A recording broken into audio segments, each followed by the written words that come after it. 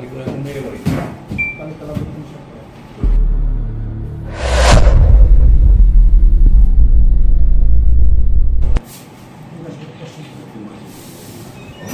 News, Beldanga থানার উদ্যোগে ফের মিলল অবৈধ আগ্নেয়াস্ত্রের খোঁজ। গোপন সূত্রে প্রাপ্ত তথ্যের ভিত্তিতে সোমবার গভীর রাতে অভিযান চালিয়ে পুলিশ এক যুবককে গ্রেপ্তার করেছে।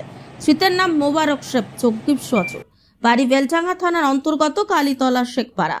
পুলিশ সূত্রে জানা গিয়েছে, সোমবার রাত প্রায় 2টো নাগাদ তার বাড়িতে হানা দিয়ে আগ্নেয়াস্ত্র সহ তাকে গ্রেপ্তার করা হয়।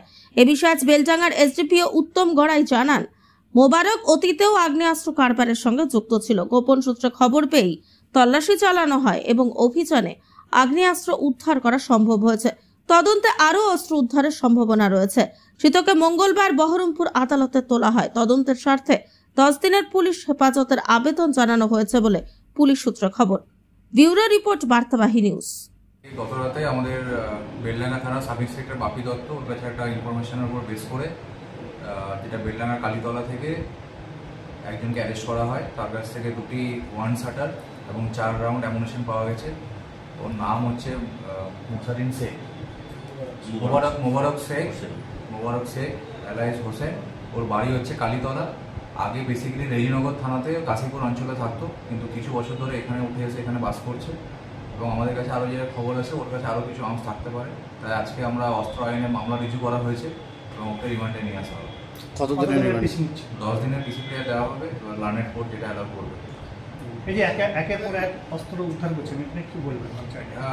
বিগত দিনেও আপনাদের চ্যানেলের মাধ্যমে আমি বলেছিলাম যে আপনারা দেখেছেন রিসেন্ট লাস্ট 2-3 মাসে আমাদের এখানে অনেক আর্মস, অ্যামুনিশন, এছাড়া এক্সপ্লোসিভ যেটা বেসিক্যালি সকেট বোম আমরা অনেকগুলো রিকভার করেছি।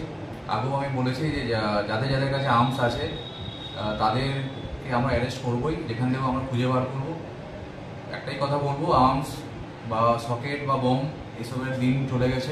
কি কারণে এই আর্মস রেখেছিল, কি বলবেন উনি? এই বেসিক্যালি আগে যেটা আমরা খবর পেয়েছি, আগেও আর্মসের নিয়ে ব্যবসা করতো এবং বিগত রেজিনগর থানাতে এর নামে মেবি কেস আছে। ওকে রিমান্ডে নিয়ে এসে আমরা ভেরিফাই করবো। যদি কোনো পুরোনো কেস থাকে সেই কেসে ওকে ট্যাগ করা হবে। এত অস্ত্র আসছে কোথা থেকে? এটা অ্যাকচুয়ালি অস্ত্র, এগুলো তো আপনারা নিজেরা অস্ত্রগুলো দেখেছেন, অস্ত্রগুলো এর কাছেই ছিল, পুরোনো অস্ত্র আছে, এগুলো নতুন নয়। এগুলো বেলডাঙ্গাতে তো আর্মস বা বম এগুলো নতুন কিছু নয়, এর আগেও এখানে ছিল, কিন্তু এখন রিকভারি হচ্ছে।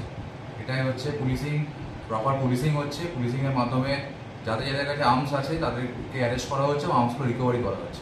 এর আগে যাদের সাথে উদ্ধার হয়েছিল তার সাথে কোনো লিঙ্ক আছে? ওটা রিমান্ডে নিয়ে এসে আমরা দেখবো, ওর সাথে যারা অ্যাসোসিয়েট আছে তাদেরকেও অ্যারেস্ট করা হবে। এদিকে 26-এ যে ভোট আছে তার আগে কি এরকম একটা কোনো হচ্ছে মনে হচ্ছে? না, ভোটের ব্যাপার না, এটা আমাদের বেসিক যে পুলিশিং যেটা হয়।